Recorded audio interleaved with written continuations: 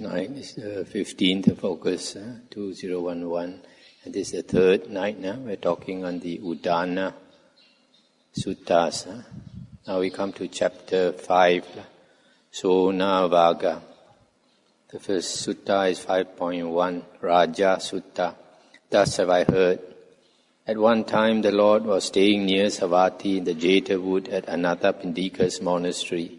On that occasion, King Pasenadi of Kosala had gone to the upper story of the royal palace with Queen Malika.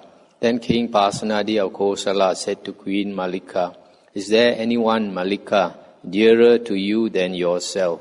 And she said, "There is no one, great king, dearer to me than myself. But is there anyone, great king, dearer to you than yourself?" And the king replied, "Neither is there anyone, Malika, dearer to me than myself."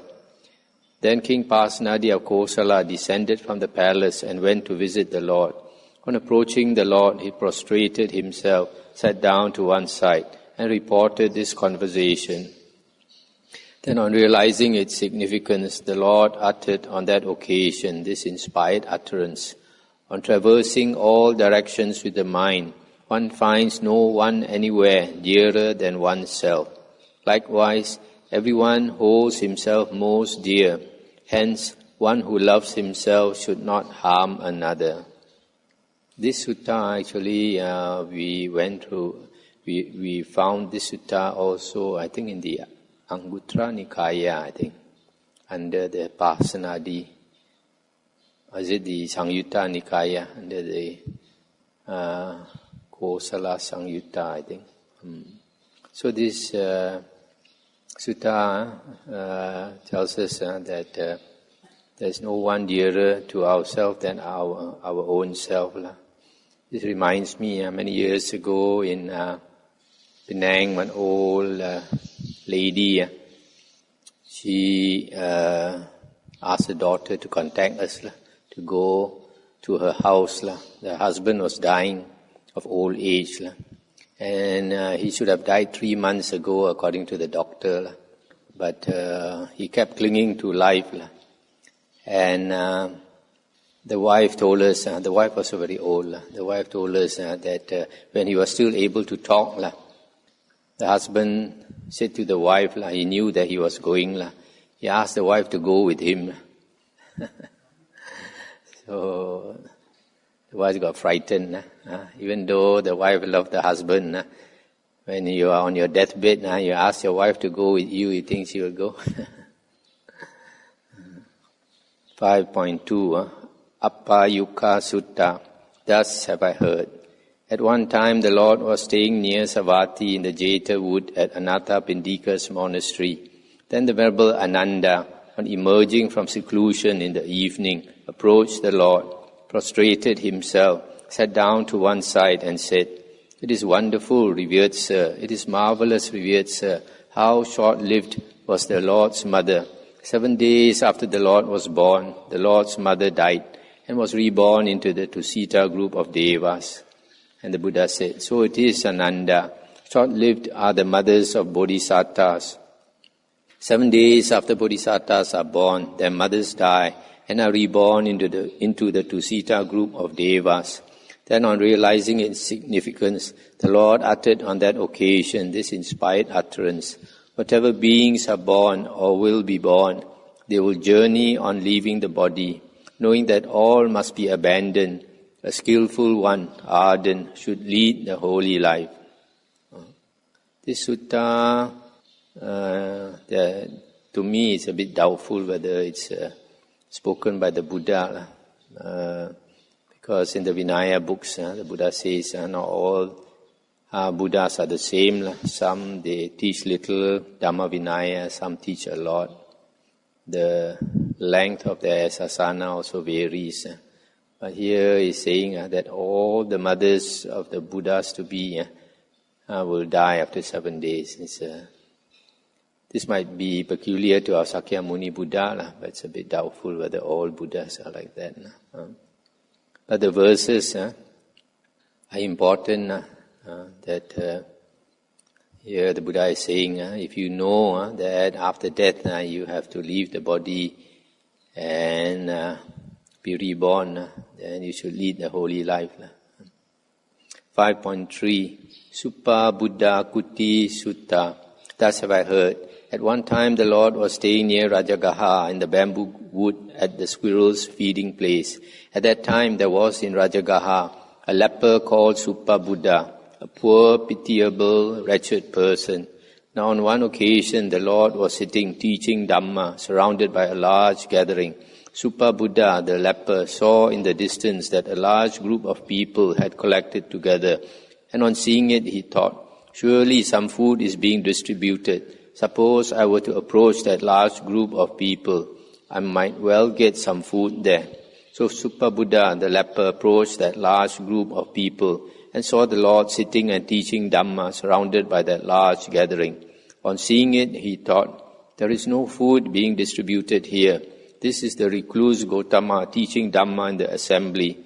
Suppose I too were to listen to Dhamma. So he sat down to one side, thinking, I too will listen to Dhamma. Then the Lord, comprehending the minds of everyone in that whole gathering with his own mind, considered, who here is capable of understanding Dhamma? Then the Lord saw Suppa Buddha, the leper, sitting amongst the group of people. And on seeing him, he thought, this one here is capable of understanding Dhamma. For the sake of Suppa Buddha, the leper, he then gave a progressive talk, that is, a talk on generosity, on virtue or sila, on heaven. He made known the disappointment, degradation, and corruption of sensual pleasures, and the benefit in renouncing them. When the Lord knew that the mind of Suppa Buddha, the leper, was ready, malleable, free from hindrances, elated and purified, he then made known that Dhamma teaching special to the Buddhas, suffering, origination of suffering, cessation of suffering, and the path leading to the cessation of suffering. And just as a clean cloth without stains would properly take up dye, so in Suppa Buddha, the leper, even as he was sitting there arose the stainless, undefiled vision of the Dhamma, that whatever is subject to origination is subject to cessation. Then Suppa Buddha, the leper, having seen Dhamma, attained to Dhamma, known Dhamma, plunged into Dhamma, crossed over doubt, become free from uncertainty, attain to complete confidence, become independent of others in the teacher's teaching, arose from his seat and approached the Lord. Stop here for a moment. So here, it's basically saying that he attained stream entry, the first path. And in the suttas and the Vinaya, we always see that a person attains stream entry in this way by listening to the Dhamma. He prostrated himself, sat down again to one side, and said to the Lord, it is wonderful, revered Sir. It is marvelous, revered Sir. Just as if, revered Sir, one should set upright what is overturned, or should uncover what is concealed, or should point out the path to one who is lost, or should bring an oil lamp into the darkness so that those with eyes could see visible objects. Even so, by various methods, the Lord has explained Dhamma. I, revered Sir, go for refuge to the Lord, to Dhamma, and to the Sangha of monks. May the Lord accept me as a lay follower, gone for refuge from this day forth, for as long as life lasts. Stop here for a moment. You see, when a person takes refuge in the Buddha, Dhamma, and Sangha, usually, as is shown here, is the Sangha of monks. Last year we went through a lot of suttas in the Majjhima Nikaya. They also always take refuge with the Sangha of monks. Some people think it's a Sangha of Aryans, but the problem is if you don't know who is an Arya, then how can you take refuge when you don't know who is the Aryan? Whereas here we take refuge with the monks. That's why we notice, for example, in the Samyutta Nikaya, this Anagamin called Chitta and some other Anagamins, they are lay followers who have attained to the third fruit. And then the monks come to their house for alms round, and sometimes they invite the monks into their house to eat. And it doesn't matter what type of monk, whether it's an Aryan monk or a Putujana monk, ordinary monk. This Chitta, Anagamin, will pay homage to the monk because he is respecting not the person but the Sangha of monks. Thereupon Super Buddha, the leper, after being instructed, roused, inspired and gladdened by the Lord's talk on Dhamma, being pleased and appreciative of what the Lord had said, arose from his seat, prostrated himself before the Lord, and keeping his right side towards him, went away. Now it happened that a cow with a young calf attacked Super Buddha the leper and killed him. Then a number of monks approached the Lord, prostrated themselves, sat down to one side and said, "Revered Sir, the leper Super Buddha, who was instructed, roused, inspired and gladdened by the Lord's talk on Dhamma, has died. What is his destiny? What is his future birth?" And the Buddha said, "Super Buddha, the leper monks, was a wise man. He practiced according to Dhamma and did not trouble me by disputing about Dhamma. Super Buddha, the leper monks, by destroying 3 fetters, is a stream enterer, not liable to fall away, assured, bound for enlightenment."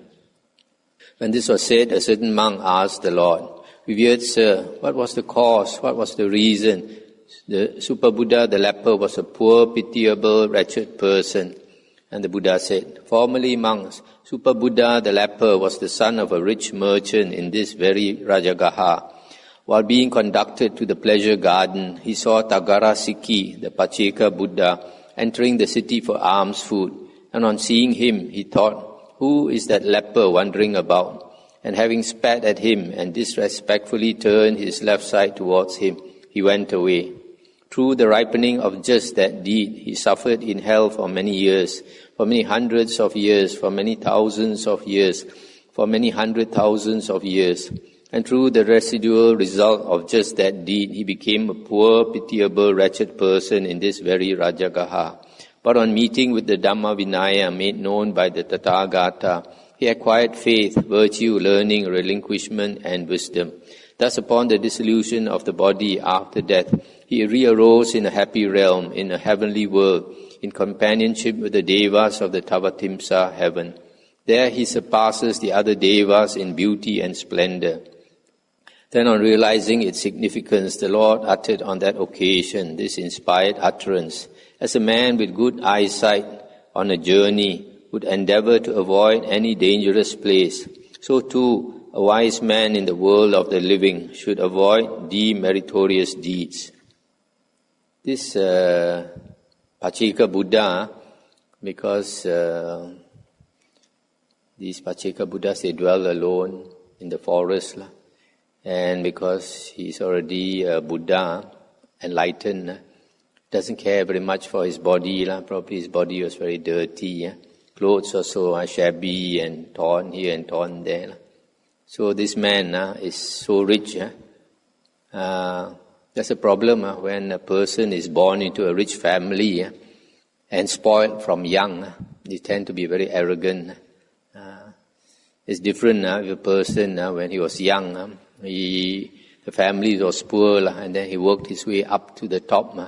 Then he has some good qualities. He appreciates people who are poor. But this person, being very young and extremely rich family, looked down on all the poor people. So he thought this Pacheka Buddha looks like a leper. So it's very dangerous to show disrespect or talk bad about a monk or any ascetic who practices the holy life. So like this, just for spitting at the Buddha, he went to hell for a long time. 5.4 Kumaraka Sutta. Thus have I heard. At one time the Lord was staying near Savatthi in the Jeta wood at Anathapindika's monastery. On that occasion, a number of boys in between Savatthi and the Jeta wood were tormenting the fish in a pool. Then the Lord, having put on his robe in the forenoon and taken his bowl and outer cloak, was going to Savatthi to collect alms food. When he saw those boys in between Savatthi and the Jeta wood tormenting the fish, on seeing this, he went up to them and said, "Do you boys fear pain? Do you dislike pain?" And they said, "Yes, revered sir, we do fear pain, we dislike pain." Then on realizing its significance, the Lord uttered on that occasion this inspired utterance: if you fear pain, if you dislike pain, do not do a bad deed openly or in secret. If you have done a bad deed or do one now, you will not escape pain, though you try to flee. 5.5 Uposatha Sutta. Thus have I heard. At one time the Lord was staying near Savatthi in the eastern park at Migara's mother's mansion. That means Visakha's mansion. On that occasion the Lord was sitting surrounded by the Sangha of monks, as it was the day of the Uposatha observance. Then when the night was far advanced and the first watch had ended, that means 10 p.m., the Venerable Ananda arose from his seat, arranged his robe over one shoulder, raised his folded hands and said to the Lord, "The night is far advanced, revered Sir. The first watch has ended and the monks have been sitting for a long time. Revered Sir, let the Lord recite the Patimokkha to the monks." When this was said, the Lord remained silent. Stop here for a moment. Up to that time, the Buddha was the one who recited the precepts. The Patimokkha is the list of the precepts. Every 2 weeks, on the 15th day of the lunar month, that means on the full moon night, on the full moon day, day or night, the monks will gather together and recite the Patimokkha, the list of the precepts. And also on the last day of the lunar calendar, that means on the 30th night, or on the 30th day or night, or if there's no 30 days, then it's 29 days, 29th day. So up to that time, the Buddha used to chant the Patimokkha, but you can see from this sutta, after that the Buddha stopped. When the night was still further advanced and the middle watch had ended, that means 2 a.m., a second time the Venerable Ananda arose from his seat and said to the Lord, "The night is far advanced, revered Sir. The middle watch has ended and the monks have been sitting for a long time. Revered Sir, let the Lord recite the Patimokkha to the monks." A second time the Lord remained silent. When the night was further advanced and the last watch had ended, that means 6 a.m., as dawn was approaching and the night was drawing to a close, a third time the Venerable Ananda arose from his seat and said to the Lord, "The night is far advanced, revered Sir. The last watch has ended. Dawn is approaching and the night is drawing to a close, and the monks have been sitting for a long time. Revered Sir, let the Lord recite the Patimokkha to the monks." And the Buddha said, "The gathering is not pure, or the assembly is not pure, Ananda." Then the Venerable Mahamoggallana thought, "Concerning which person has the Lord said, 'The gathering is not pure, Ananda'?" And the Venerable Mahamoggallana, comprehending the minds of the whole Sangha of monks with his own mind, saw that person sitting in the midst of the Sangha of monks, immoral, wicked, of impure and suspect behavior, secretive in his acts, no recluse though pretending to be one, not practicing the holy life though pretending to do so, rotten within, lustful and corrupt. On seeing him, he arose from his seat, approached that person and said, "Get out, friend. You are seen by the Lord. You cannot live in communion with the monks." But that person remained silent. A second time and a third time the Venerable Mahamoggallana told that person to get up. And a second time and a third time that person remained silent.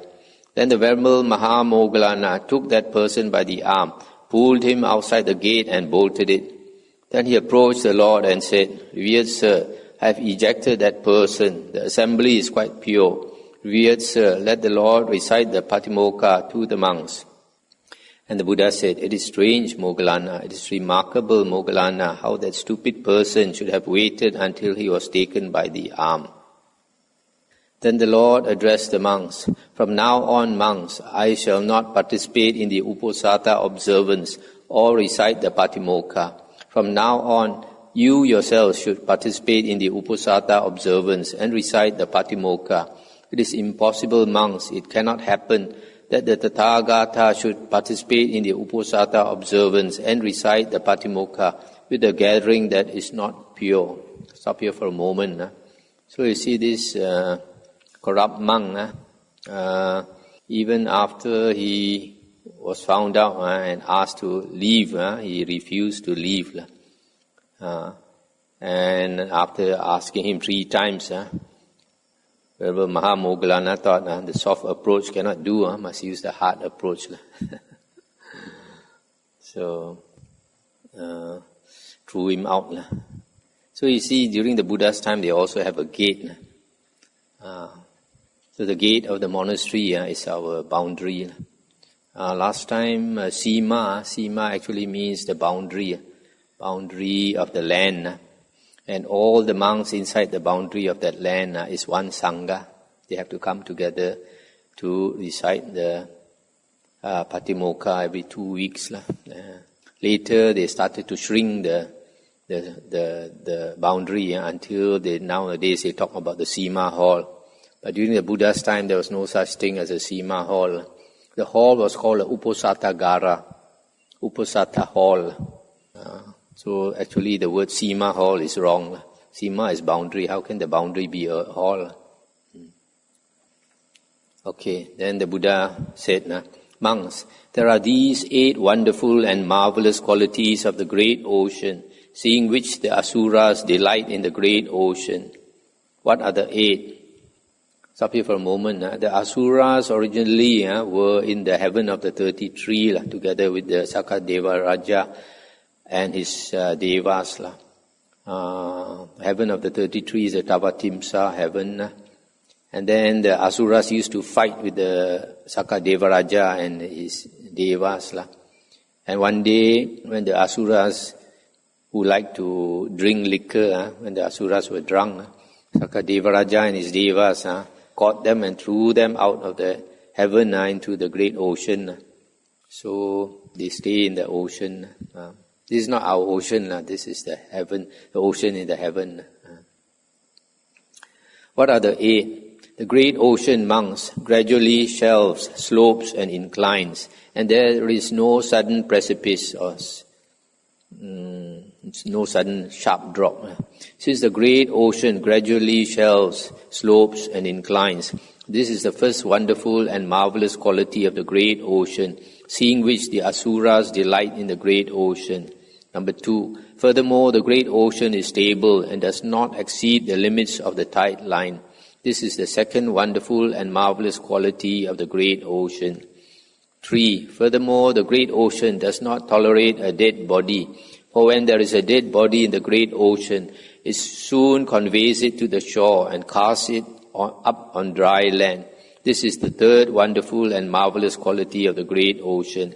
Number 4, furthermore, whatever great rivers there are, the Ganges, the Yamuna, Achiravati, Sarabu, Mahi, on reaching the great ocean, lose their former names and identities, and are just called the great ocean. This is the fourth wonderful and marvelous quality of the great ocean.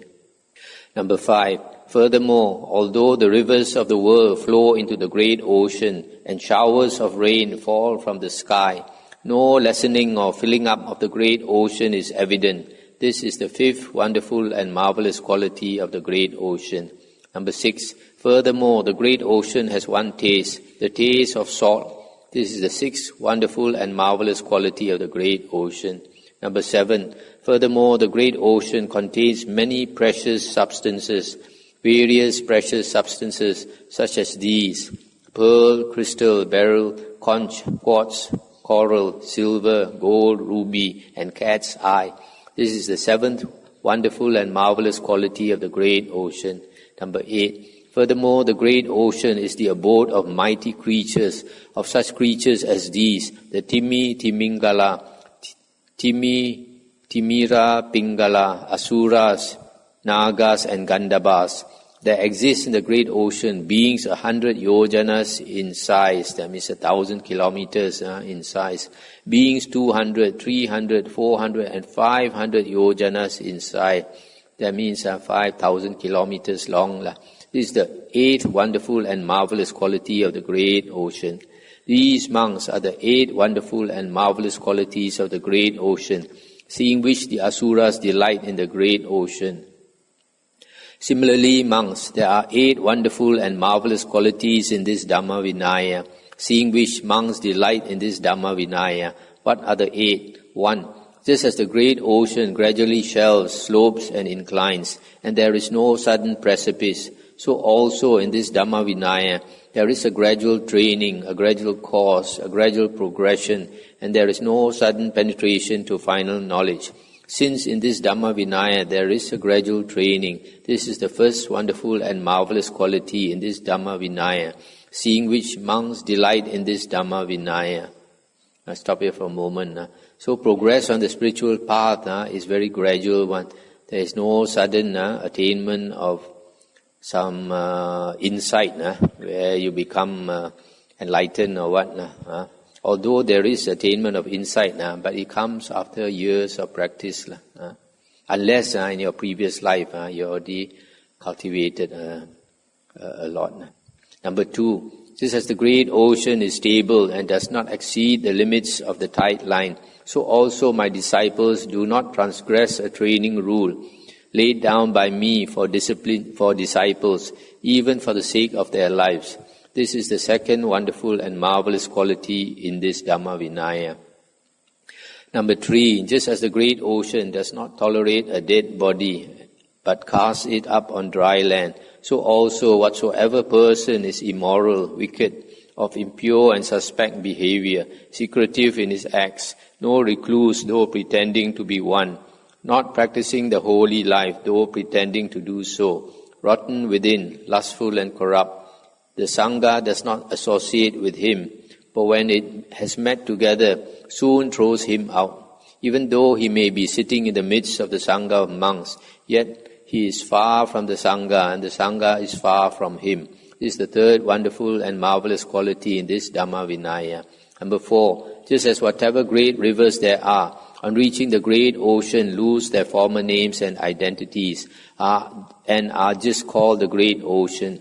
So also those of the 4 castes, nobles, Brahmins, merchants and workers, having gone forth from home to the homeless state in the Dhamma Vinaya, made known by the Tathagata, abandon their former names and identities, and are just called recluses, followers, sons of the Sakyan, Sakyaputta. This is the 4th wonderful and marvelous quality in this Dhamma Vinaya. Number 5, just as although the rivers of the world flow into the great ocean and showers of rain fall from the sky, no lessening or filling up of the great ocean is evident. So also, although many monks attain final Nibbana in the Nibbana element with no residue left, no lessening or filling up of the Nibbana element is evident. This is the 5th wonderful and marvelous quality in this Dhamma Vinaya. 6. Just as the great ocean has one taste, the taste of salt, so also this Dhamma Vinaya has one taste, the taste of liberation. This is the 6th wonderful and marvelous quality in this Dhamma Vinaya. 7. Just as the great ocean contains many precious substances, various precious substances, so also this Dhamma Vinaya contains many precious things, various precious things such as these: the 4 intense states of mindfulness, the 4 right efforts, the 4 bases of psychic power, the 5 faculties, 5 powers, 7 enlightenment factors, and the Noble Eightfold Path. This is the 7th wonderful and marvelous quality in this Dhamma Vinaya. Number 8, just as the great ocean is the abode of mighty creatures, so also this Dhamma Vinaya is the abode of mighty creatures, such as these: the stream enterer and the one who is on the way to realizing the fruit of stream entry, the one's returner and the one who is on the way to realizing the fruit of one's returning, the non-returner and the one who is on the way to realizing the fruit of non-returning, the Arahant and the one who is on the way to Arahatship. This is the 8th wonderful and marvelous quality in this Dhamma Vinaya. These monks are the 8 wonderful and marvelous qualities in this Dhamma Vinaya, seeing which monks delight in this Dhamma Vinaya. Then on realizing its significance, the Lord uttered on that occasion this inspired utterance: rain soddens what is covered up, it does not sodden what is open, therefore uncover what is covered, that the rain will not sodden it. When rain falls on something covered, for example, a bag of rice or what, then it becomes sodden, it becomes soft and swells up. So it probably means that if we cover up our offenses, the monks, if the monks cover up their offenses, their defilements, then it swells, it doesn't lessen. The defilements get more.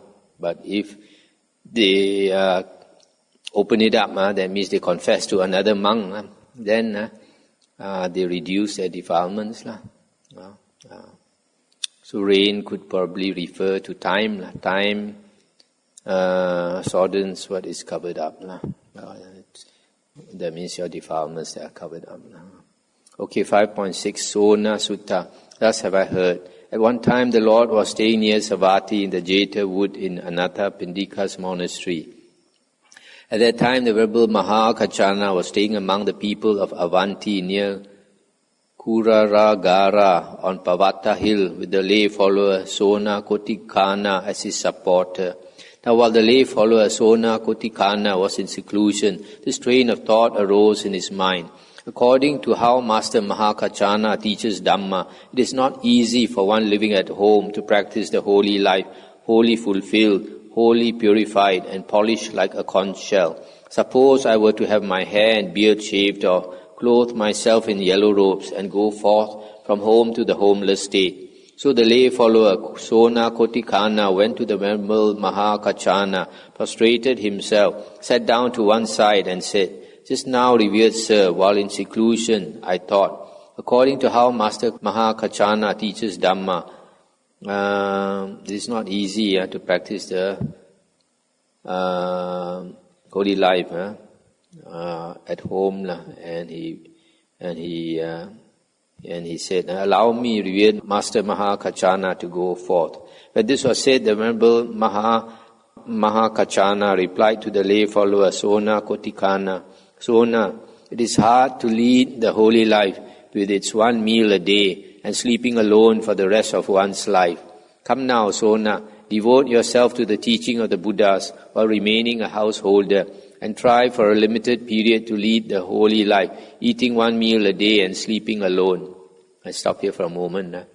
So this Mahakachana, the Arahant, is telling his chief supporter, instead of becoming a monk, he practice at home. Eat one meal a day and sleep alone. Don't sleep with the wife. See whether can or not. Then later only, you can consider. It's good advice. A lot of people, they haven't even come to the monastery to stay for long periods, and then they say they want to become a monk. Too drastic a change. It must be a gradual change. Then the lay follower Sona Kotikana's idea of going forth subsided. On a second occasion, while the lay follower Sona Kotikana was in seclusion, again the same thought arose. He went to the Venerable Mahakachana and asked to go forth, but again he received the same reply. On the third occasion, however, the Venerable Mahakachana allowed the lay follower Sona Kotikana to go forth. At that time there were few monks in the southern country of Avanti, so only after a lapse of 3 years did the Venerable Mahakachana, with trouble and difficulty, manage to assemble together from here and there a group of 10 monks to form a sangha of monks and give the higher ordination to the Venerable Sona. Stop here for a moment. So it's just like Malaysia, we have few monks. To get a group of 10 monks of the same tradition to ordain somebody, it's not so easy. So here in this country of Avanti, probably they had less monks. So you had to wait 3 years to manage to get 10 monks to ordain this Sona Kotikana. Then on emerging from seclusion after the rain's retreat, the following thought occurred to the Venerable Sona. I have not seen the Lord face to face. I have only heard that He is like this and like that. If my preceptor would give me permission, I would go to see the Lord, Arahant Sammasambuddha. So the Venerable Sona, on emerging from seclusion in the evening, approached the Venerable Mahakachana, prostrated himself, sat down to one side and said, "Just now, revered sir, while in seclusion, I thought, I have not seen the Lord. If my preceptor would give me permission, I would go to see the Lord, Arahant Sammasambuddha." And the Venerable Mahakachana said, Good, Sona. Go, Sona, to see the Lord, the Arahant Sammasambuddha. Sona, you should see that Lord who inspires trust and confidence, who has calm senses and tranquil mind, who has attained perfect poise and calm, who is controlled, a perfected one, watchful with restrained senses. When you see him, pay homage in my name with your head at the Lord's feet, and ask whether he is free from sickness and ailment, and is healthy, strong, and living in comfort, saying, my preceptor, revered Sir Mahakachana, pays homage with his head at the Lord's feet, and asks whether he is free from sickness and living in comfort. Very well, revered Sir, said the Venerable Sona, and pleased and appreciative of the words of the Venerable Mahakachana, he arose from his seat, prostrated himself before the Venerable Mahakachana, and left, keeping his right side towards him. Having set his lodgings in order and taken his bowl and outer cloak, he departed on tour for Savatthi. Walking on tour by stages, he reached Savatthi, the Jeta wood, and Anathapindika's monastery, and went to the Lord. Having approached the Lord, he prostrated himself, sat down to one side, and said to the Lord, my preceptor, revered Sir, the Venerable Mahakachana, asked whether the Lord is living in comfort, etc. And the Buddha said, are you well, monk? Are you in good health? Are you but little fatigued by the journey coming here, and been having no difficulty obtaining alms food? And he said, I am well, Lord. I am in good health, Lord. I am not fatigued by the journey coming here, revered Sir, and have been having no difficulty obtaining alms food. Then the Lord said to the Venerable Ananda, arrange a lodging, Ananda, for this newly arrived monk. Then the Venerable Ananda thought, when the Lord orders me, saying, arrange a lodging, Ananda, for this newly arrived monk, it is because he wishes to be alone with this monk. The Lord wishes to be alone with the Venerable Sona. So in the dwelling where the Lord was living, he arranged a lodging for the Venerable Sona. Then the Lord, having spent much of the night seated in the open air, washed his feet and entered the dwelling. And the Venerable Sona did likewise. Then towards dawn, the Lord got up from his seat and requested the Venerable Sona, I would like you, monk, to recite Dhamma. Very well, revered Sir, the Venerable Sona replied to the Lord, and he chanted the whole of the 16 sections of the Attaka Vaga. At the conclusion of the Venerable Sona's chanting, the Lord was highly pleased and said, good, monk, you have learned the 16 sections of the Attaka Vaga well. Monk, you have considered and remembered them well. You possess a fine voice, incisive and distinct, that makes the meaning clear. Stop here for a moment. So this monk was asked to recite some Dhamma. He chanted the Attaka Vaga, I think from the Sutta Nipata, which we will come across later. And the Buddha asked him, how many years do you have, monk? How many vasa? In the Pali, the word for years is vasa. So how many vasas do you have, monk? And he said, I have 1 vasa, Lord. And the Buddha said, why, monk, did you delay so long? Maybe the Buddha saw he was not so young. Only just become a monk 1 year only. And he said, for a long time, revered Sir, I had seen the danger in sensual pleasures, but the household life with its many activities and things to be done held me back. Then on realizing its significance, the Lord uttered on that occasion this inspired utterance. Having seen the danger in the world, having known the state without clinging, a noble one does not delight in evil. In evil, a pure one finds no delight. 5.7. This story about this Sona Kotikana is in the Vinaya books. It's longer in the Vinaya books. Even the previous one about the 8 qualities of the ocean that the Asuras delight in. It's also found in some other, it's either Anguttara or Anguttara Nikaya. 5.7, Revata Sutta. Thus have I heard, at one time the Lord was staying near Savatthi in the Jeta wood at Anathapindika's monastery. On that occasion, the Venerable Revata, the doubter, was sitting cross-legged not far from the Lord, holding his body erect and reviewing his own purification by overcoming doubt. The Lord saw the Venerable Revata, the doubter, sitting cross-legged not far away, holding his body erect and reviewing his own purification by overcoming doubt. Then realizing its significance, the Lord uttered on that occasion this inspired utterance. Whatever doubts as to here or beyond, in one's own or another's experience. The meditators abandon all these, the ardent ones leading the holy life. There's no more doubts. This remember Revata, the doubter. I think Kanka Revata is Arahant, well known, one of the chief disciples of the Buddha. If I'm not mistaken, might be Venerable Sariputta's brother. 5.8 Ananda Sutta. Thus have I heard. At one time the Lord was staying near Rajagaha in the bamboo wood at the squirrel's feeding place. At that time, on the day of the Uposatha observance, the Venerable Ananda, dressed in the forenoon, took his bowl and outer cloak and entered Rajagaha for alms food. Devadatta saw the Venerable Ananda walking for alms food in Rajagaha, and on seeing him approached the Venerable Ananda and said, "From today, friend Ananda, I shall keep the Uposatha observance and enact the business of the Sangha apart from the Lord and apart from the Sangha of monks."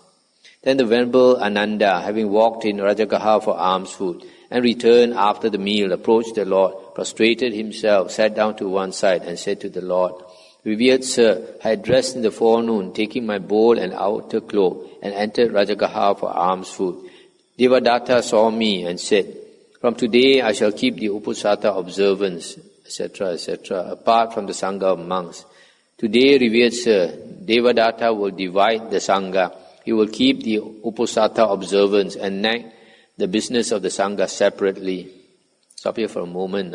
This Devadatta, he split the Sangha. This is what is called the schism of the Sangha. He set up his own Sangha, and this is a very serious thing to do, something that can bring one definitely to hell when he dies. So because of his ego, he wanted to lead the Sangha. The Buddha did not allow him to lead the Sangha. He still insists on leading his own Sangha. Then on realizing its significance, the Lord uttered on that occasion this inspired utterance: "For the good to do what is good is easy. For the bad to do what is good is difficult. For the bad to do what is bad is easy. For the noble to do what is bad is difficult." So the Buddha said, this Devadatta, he has not a spot of goodness in him. So that's why the Buddha said he will never see the Buddha again after trying to kill the Buddha and all that. 5.9 Saddha Yamana Sutta. Thus have I heard. At one time the Lord was journeying among the people of Kosala together with a large Sangha of monks. On that occasion a number of youths passed by in a mocking manner not far from the Lord. That means they probably passed some nasty remarks about the Buddha and the monks. The Lord saw those youths passing by in a mocking manner. Then on realizing its significance, the Lord uttered on that occasion this inspired utterance: "The Dalits who appear as wise men recite with speech alone as their range. As much as they wish, they stretch their mouths. What leads them on, they do not know." 5.10 Chula Pantaka Sutta. Thus have I heard. At one time the Lord was staying near Savatthi in the Jeta wood at Anathapindika's monastery.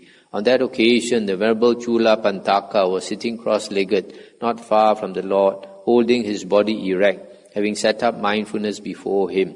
The Lord saw the Venerable Chula Pantaka sitting cross-legged not far away, holding his body erect, having set up mindfulness before him. Then on realizing its significance, the Lord uttered on that occasion this inspired utterance: "With body steady and mind steady, whether standing, sitting or lying down, a monk making this mindfulness firm shall obtain successive distinctions. On obtaining distinctions in succession, he goes beyond sight of the king of death." That means he does not die anymore because he has no more self. Just the body dies. Now we come, is there anything to discuss? Otherwise I want to go into chapter 6.